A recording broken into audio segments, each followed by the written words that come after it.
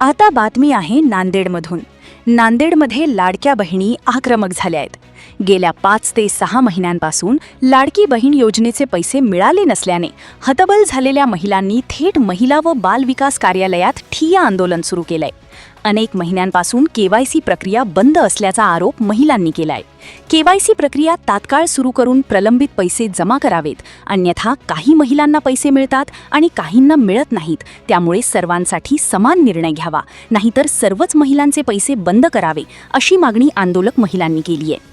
Bureau report, GK news, Nanded. Sir, आमची मागणी एवढीच आहे की आमची लाडक्या बहिणीची केवायसी पुन्हा चालू करावी। का तर आम्हाला पैसे भेटत नाही, तर आम्ही 6 महिन्यापासून आता आम्ही आतुरतेने वाट पाहत आहोत की आमची लाडकी बहीण केवायसी। आता आम्हाला बहीण कशासाठी मांडलं तुम्ही?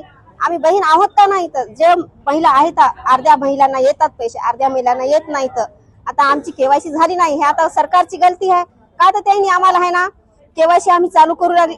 केवायसी जेव्हा होती तेव्हा रात्रशा कोणाच्या घरी जायचं, सगळं ऑफलाईन करून टाकलं होतं। रात्रशा तुम्ही ऑनलाईन केस म्हणजे ऑनलाईन करून घ्या केवायसी, असं करा तसं करा म्हणून लागले होते।